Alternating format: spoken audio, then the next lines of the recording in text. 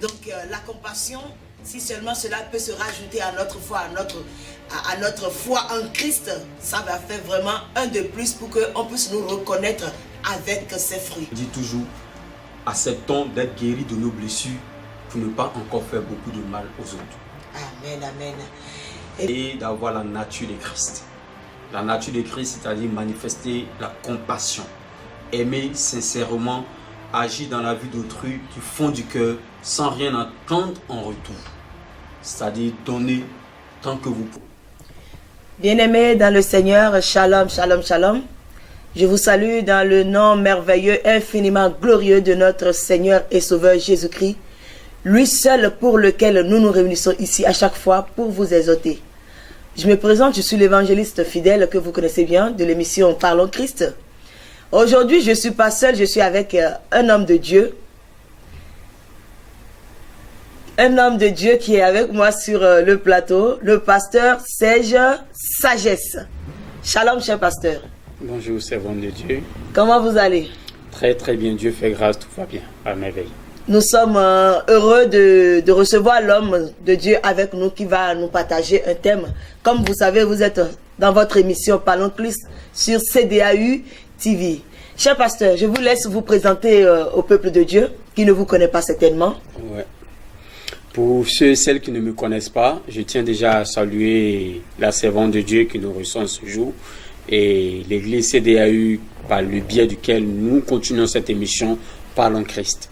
Et moi, c'est le pasteur mis en Serge, c'est Sagesse. Que Dieu vous bénisse. C'est le peu de présentation que je peux faire pour l'instant. Amen, amen. Donc, vous voyez, c'est le pasteur Serge Sagesse. Il est là aussi pour notre édification, pour votre édification, par rapport à un sujet très, très capital. Cher pasteur, alors, vous avez préparé quoi pour le peuple de Dieu aujourd'hui? Bon, nous allons juste parler un peu d'un thème important qui fait partie de notre vie commune, qui est, si je peux dire, la compassion. La compassion qui est différente de la pitié, qui est différente de, si je peux dire, de l'amour. Parce que dans l'amour, on trouve la compassion. Là, c'est encore fort. La compassion, c'est le thème avec lequel l'homme de Dieu veut nous exhorter aujourd'hui. La compassion est différente de pitié. C'est pitié. Mais expliquez-nous un peu plus. Parce que quand on a pitié, souvent on peut avoir pitié d'une personne. Quelqu'un te dit, c'est parce que j'ai pitié que je vais le faire. Mais quand vous avez compassion, vous le faites pas parce que vous avez pitié, pas avec un ego. Vous voyez un peu. Or, la compassion c'est quoi? La compassion, c'est défini comme étant le fait de partager la souffrance d'autrui. Vous voyez un peu. Mais dans la pitié, c'est une sensibilité aux souffrances d'autrui. Tu peux être sensible à la souffrance d'autrui par la pitié. Mais dans la compassion, tu partages sa souffrance. Dans la rue, on peut avoir pitié de quelqu'un, j'ai pitié de quelqu'un, je lui donne 5 €. Ça, c'est la pitié.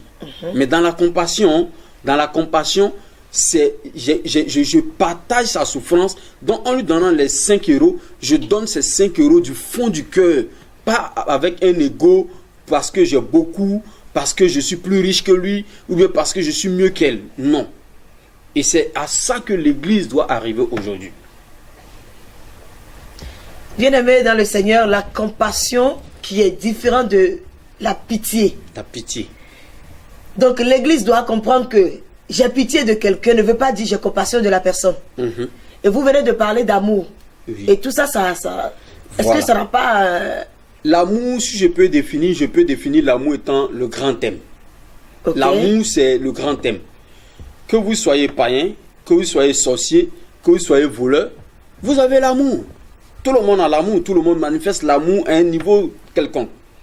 Mais la compassion est différente. Le sorcier ne peut pas manifester une compassion. Vous voyez un peu. Mais le chrétien, en tant qu'enfant de Dieu converti, transformé, peut manifester la compassion. Tout le monde peut manifester la pitié. C'est pourquoi vous allez voir même les hommes politiques, même tout le monde dans la rue, tout le monde a pitié. Quand il y a quelque chose, on vient, oh, il est tombé, oh, elle est tombée. On essaie d'aider la personne. Ça, c'est la pitié. Et dans la pitié, quand on a un parent qui est malade, ceux qui ont pitié, ils souffrent vraiment, ils viennent te rendre visite une fois et c'est fini.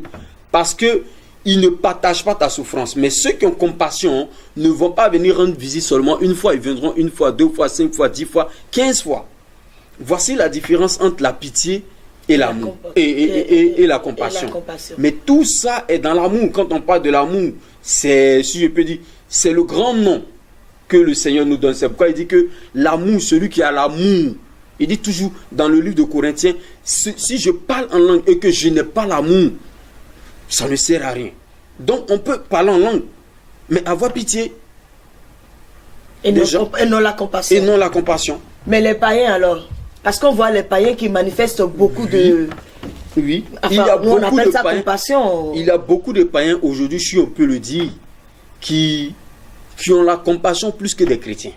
Je vais choquer, mais c'est une réalité. Les païens ont plus la compassion que les chrétiens. Que les chrétiens. Parce qu'aujourd'hui, pourquoi beaucoup de chrétiens sont rentrés dans la religion?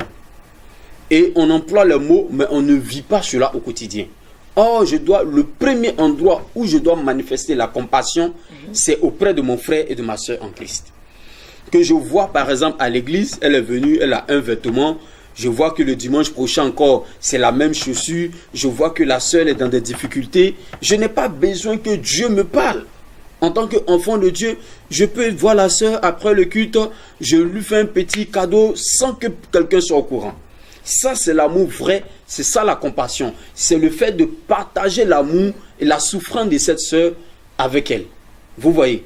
Mais si j'ai pitié de la soeur, je vais vouloir donner les 5 euros en voulant que vous, pasteur, vous puissiez savoir que j'ai donné 5 euros à la soeur. Et ça, c'est quel geste? C'est de l'hypocrisie? Ça, c'est de l'hypocrisie, ça, c'est de la pitié. D'accord. Dans la pitié, on essaie de rabaisser un peu l'autre. Pour me faire montrer à tout le monde ce qu'on a fait. Pour exprimer notre ego. Pour exprimer notre dignité. Pour dire, tu vois, c'est moi, j'ai fait. D'accord.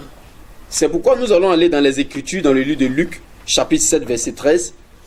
Nous allons aller dans la parole de Dieu. Si vous trouvez avant moi, vous pouvez commencer la lecture. Oui, c'est écrit.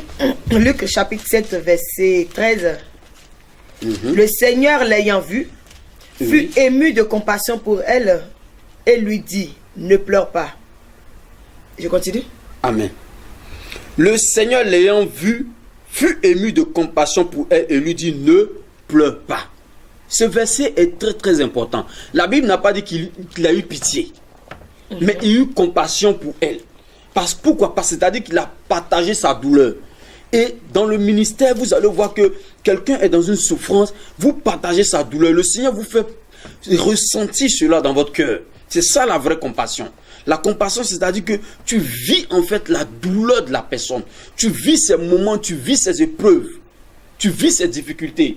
C'est comme souvent tu connais une personne et puis on te dit qu'elle a perdu son enfant ou bien elle a perdu son boulot, quelque chose. Et ça te fait mal d'une certaine manière. Quand on te dit que la sœur, son mari a divorcé d'elle, ça te fait mal d'une certaine manière. C'est une forme de compassion. Mais celui qui a pitié, il va dire, ah la sœur, son mari l'a divorcé. Ah, mais c'est bien fait pour elle-même. Et ça fait mal quand même, même si la voilà. personne dit ça fait mal quand même, mais en même temps, la manière, vous voyez, ah vraiment, son mari l'a laissé, il est parti. Mais c'est bien pour elle. Ça, c'est une forme de pitié. Il a un peu pitié, mais il ne partage pas la douleur de cette dame. Voici la différence. Et la Bible dit, je continue encore ce verset, et je continue la suite. Il dit, il eut compassion, il pria pour elle, 7 verset 13. Attends, je l'avais fermé là. Voilà. Le Seigneur l'ayant vu fut ému de compassion pour elle et lui dit, ne pleure pas. Il s'approcha et toucha le cercueil. Ceux qui le portaient s'arrêtaient. Il dit, jeune homme, je te le dis, lève-toi. Et le mort s'assit et se mit à parler. Pourquoi? Parce que Jésus a eu compassion de la femme. Elle avait tout perdu, elle n'avait plus rien dans la vie. Et Jésus ayant partagé sa souffrance, il a vu la douleur de cette dame. Il a ressenti ce poids. Sur le champ, le miracle s'est opéré. Donc aujourd'hui, pour que nous puissions voir des choses dans nos vies, la compassion doit revenir dans nos cœurs. Parce que la compassion n'est plus au rendez-vous. C'est la pitié qui est au rendez-vous. On manifeste plus de pitié sans s'en rendre compte que on a failli dans notre mission. Nous allons voir encore un autre verset dans le livre de Matthieu, chapitre 9, le verset 36. Je suis un peu rapide ou ça va? Ça va, ça on va. Très okay. bien, homme de Dieu. Matthieu chapitre 9, le verset 36. Je fais la lecture. Ouais. Voyant la foule, il fut ému de compassion pour elle, parce qu'elle était languissante et abattue, comme des brebis qui n'ont point de berger. Alors il dit à ses disciples, la moisson est grande, mais il y a peu d'ouvriers. Nous sommes à notre émission Parlons Christ. Ouais. Christ, c'est notre modèle. Christ, c'est notre référence. La Bible dit qu'il y a eu quoi? Compassion. C'est-à-dire les âmes qui venaient, il a vu dans quelle souffrance ce peuple était. Il a vu combien de fois d'autres n'arrivaient pas à dormir. Combien de fois d'autres avaient des dettes. Combien de fois d'autres avaient des problèmes avec des démons. Combien de fois d'autres étaient paralytiques. Et cette compassion-là, le Seigneur, il a regardé, il a dit, vous voyez, ils n'ont pas de berger pour le conduire. Il dit, la moisson est grande, mais il y a peu d'ouvriers. Pourquoi? Parce qu'il veut que ces personnes-là soient sauvées. C'est la compassion qui fait que l'évangéliste, quand il va dans la rue pour prêcher l'évangile, il ne prêche pas par rapport à la poche de la personne qui est devant lui. Il ne dit pas, lui, comme c'est un riche, je vais lui prêcher l'évangile, il va me bénir. Non. Il prêche parce que quand il voit cet homme, cette femme malade qui souffre peut-être du VIH, cette personne qui a un problème, un cancer de sang, quand il est en train de prêcher, c'est la compassion des âmes. Et tant que nous n'avons pas la compassion des âmes et que nous avons pitié des âmes, mais on va les dépouiller. On va les dépouiller. Bien-aimés dans le Seigneur, là nous sommes en train de comprendre dans notre émission Parlons Christ la différence entre pitié et compassion. Mais je voulais comprendre un peu plus par rapport à un païen qui a la compassion et à un chrétien qui a la compassion. Parce que si nous deux, nous avons la compassion, ou le païen a plus de compassion que le chrétien, est-ce que la récompense serait laquelle? En vérité, la compassion ne va pas nous sauver. Parce que pour être sauvé, il faut accepter Jésus. On peut avoir beaucoup de compassion. Il y a des gens qui sont compatissants. Surtout en Europe, tu le vis. Quand tu as une douleur, tu vas voir les gens vont te prendre dans les bras comme ça. Câlin, câlin. Chose que nous ne connaissons pas. Vous voyez? Mais il y a des personnes, elles sont beaucoup compatissantes. Mais ça ne veut pas dire que parce que tu manifestes la compassion, tu auras une place au paradis. Non. C'est un sentiment. Le sentiment ne te donne pas une place dans le royaume de Dieu. Mais en tant que chrétien, ça peut faire un de plus quand même. Ça peut faire un de plus parce que la Bible dit, la foi sans les œuvres est morte. Tu dis tu es chrétien. Ok. Mais tu es chrétien. C'est toi, tu es le plus méchant au travail. C'est toi, tu es avare. C'est toi, les gens ont des problèmes, ils viennent te voir. Tu peux être une solution. Tu n'es pas capable. Tu trouves toujours de quoi à spiritualiser. Mais ta foi, elle sert à quoi? À rien du tout. À rien. Une foi sans les œuvres. Imaginons un exemple servant de Dieu. Oui. Un païen est là. Quelqu'un est malade. Le païen prend le malade, il l'envoie à l'hôpital, il le soigne, il paye les ordonnances. Un autre est là, un chrétien est là. Son frère est malade. Il vient, il a les moyens. Il a un bon salaire, le même salaire que le païen. Oui. Il voit son frère, il dit, mon frère, on va prier. Il prie pour lui, il prie pour lui, il prie pour lui, il rentre chez lui. Le frère n'est pas guéri. Il ne l'envoie pas à l'hôpital. La Bible dit quoi? Quand tu vois ton frère qui est dans le besoin, qui est nu, qui a faim, qui veut te voir, ne lui dis pas, va, tu dois t'occuper de lui. Exactement. Donc c'est ça la compassion. Parce que la compassion, c'est que tu partages. Je ne sais pas comment vous l'expliquer avec le mot. Tu le sens, c'est comme si tu vis la même chose que la personne. Sors de là. Ce n'est pas pour paraître que tu le fais, non. C'est naturel. Mais est-ce que vous savez qu'aujourd'hui, dans les églises, on manifeste peut-être la compassion entre guillemets envers des gens. La personne, par exemple, la soeur ou le frère peut avoir vraiment le désir, il a manifesté, il a senti, il a manifesté, et après le comportement de la personne envers qui elle ou il a manifesté et cette compassion ne l'a pas vraiment donné le courage vraiment. Est-ce que... Ça, c'est une très bonne question. C'est-à-dire qu'on peut manifester de la compassion pour quelqu'un, être à ses petits soins, le faire du fond du cœur sans rien attendre en retour. Vous voyez? Et en retour, la personne a un sale comportement, la personne... Oui, ça peut arriver dans la vie. Vous savez une chose, je dis toujours une chose qui est claire et qui est bien. Jésus même, qui est notre modèle que nous suivons, il a fait du bien. La Bible dit, 10 personnes étaient souffrantes, avec des vrais problèmes de santé. Si aujourd'hui on peut paraphraser, peut-être ils avaient le cancer à l'époque. Parce qu'aujourd'hui c'est le cancer qui tue les gens. Sur les 10, avec la compassion, il a vu leur souffrance, les dépenses en chimio, en tout ce qu'il fallait. Ils n'arrivaient pas à manger, ils souffraient, ils avaient la famille. Jésus a guéri ces 10 personnes. Une seule personne est revenue pour dire merci. Pour dire quoi? Que tu peux manifester la compassion. Tu peux aimer, donner de tout ton cœur. Les hommes peuvent ne pas être reconnaissants. C'est normal. Ça fait partie de la vie. Ça fait partie de la vie. Puis ce Christ même a vécu cela. Donc si nous sommes son modèle, c'est qu'on doit vivre ça. On doit s'attendre à ça. On doit s'attendre Et à comme ça. je le dis toujours, si tu sais Christ dans le but d'avoir plus, c'est que ce n'est pas le bon endroit. Parce que l'église, c'est le seul endroit où tu es obligé de te dépouiller. C'est quoi la Bible dit que Christ s'est dépouillé lui-même. Il va arriver que tu peux même prendre soin de la sœur qui n'a pas de maison. Tu la loges chez toi. Un matin, c'est elle-même qui va devenir un problème dans ta vie.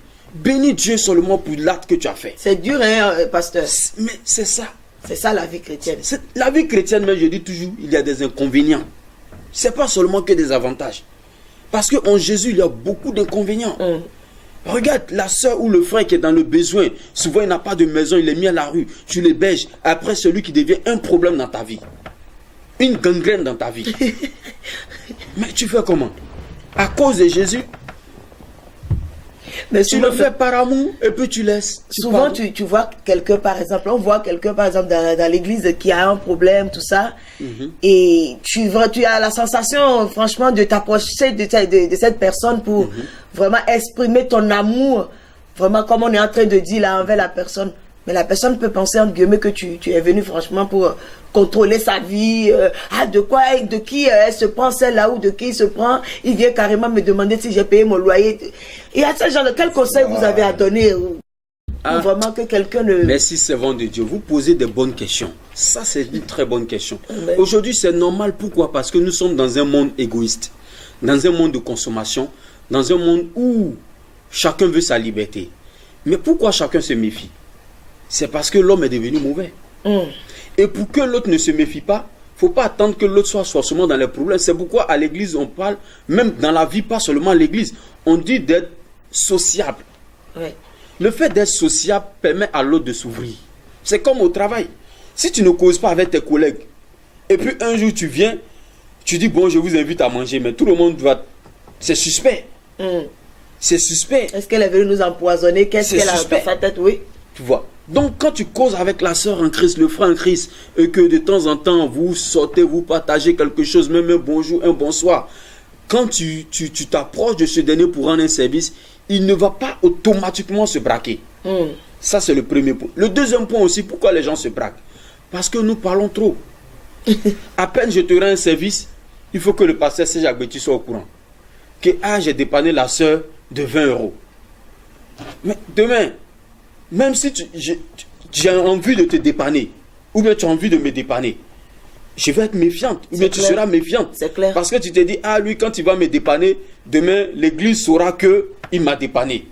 Ou bien mes amis sauront qu'il m'a dépanné. Mon mari saura qu'il m'a dépanné. Mes collègues sauront que c'est elle ou bien c'est lui qui m'a donné tel service, qui m'a donné telle chose. Là, c'est ce qui fait la que compassion. Ce n'est plus ça, c'est de la pitié. C'est pourquoi dire que la pitié, il y a un ego derrière. Et lorsque ton ego s'affiche, Dieu n'est plus derrière. Dieu n'est plus là. C'est pourquoi vous allez remarquer qu'il y a des païens qui disent quoi? En faisant de bonnes œuvres, ils vont avoir une place au paradis. Ça, c'est ce qu'ils pensent. Les œuvres ne sauvent pas. Les œuvres sont juste une récompense. La compassion va te récompenser au ciel. Arrivé au ciel, Dieu va dire, voici quelqu'un qui était quand même un bon exemple, qui était bien, qui a mis en pratique. C'est quand même écrit dans la Bible. J'étais en prison, vous m'avez rendu visite, ainsi de suite. Et c'est sur ces bases-là que Christ va quand même juger. Donc ça fait partie quand même... C'est pas que ça fait partie, c'est le credo. Si je peux dire, c'est la devise de l'église. C'est une devise. C'est comme la Marseillaise. C'est comme... c'est l'hymne national de l'église. Et il y a des gens qui profitent, vous savez, parce que quand ils voient que tu es vraiment ouverte, tu as la compassion, tu veux aider, il y en a qui profitent pour rien du tout. Ils te prennent peut-être comme va voir l'idiote là ou l'idiot là, il va s'occuper de ça. Ça c'est vrai, il y a des brebis galeuses comme on le dit dans le bon français. Excusez-moi du thème, mais je ne vous insulte pas, mais ça se dit. Mais c'est pas à cause d'une mauvaise personne qu'on va pas faire du bien. C'est ça. Comme je le dis toujours, acceptons d'être guéris de nos blessures pour ne pas encore faire beaucoup de mal aux autres. Amen, amen. Et bien aimé dans le Seigneur, voilà sur la compassion avec le pasteur Serge Sagesse. Vous avez compris la différence entre pitié et compassion. Donc la compassion, si seulement cela peut se rajouter à notre foi, à notre foi en Christ, ça va faire vraiment un de plus pour qu'on puisse nous reconnaître avec ses fruits. Pasteur Serge, vous avez un dernier mot à dire à nos téléspectateurs? Frères, chers sœurs en Christ, peuple de Dieu, même si vous ne croyez pas en Dieu, le meilleur conseil que je peux vous donner, c'est d'essayer d'avoir la nature de Christ. La nature de Christ, c'est-à-dire manifester la compassion, aimer sincèrement, agir dans la vie d'autrui du fond du cœur sans rien attendre en retour. C'est-à-dire donner tant que vous pouvez donner de l'amour à autrui. Partageons les souffrances des autres. Et c'est comme ça que quelqu'un peut être heureux. C'est comme ça que quelqu'un peut accepter de ne pas se suicider, peut accepter de tourner la page de sa vie. Amen, amen. La leçon, elle est claire, nous avons compris. Et quand nous aidons les gens, nous avons la compassion pour les gens, où le Seigneur nous met à cœur d'aider telle ou telle personne. Faisons-le avec amour, avec cœur, selon les ordonnances de la Bible. Et surtout, fermons nos bouches. Nous sommes dans le Seigneur et c'est votre émission Parlons Christ. Que le Seigneur vous bénisse, chers téléspectateurs. Nous vous souhaitons, nous vous remercions infiniment et à bientôt. Nous vous remercions aussi pour les messages que nous recevons de l'Italie, de la France, de Lyon, de la Belgique, de partout, du Bénin, de la Côte d'Ivoire. Nous vous remercions de l'Amérique, des États-Unis. Le frère qui est là-bas, nous te saluons, nous recevons tes messages. Que le Seigneur vous bénisse. À bientôt sur votre émission Parlons Christ. Bientôt, ciao, ciao. Ciao, ciao.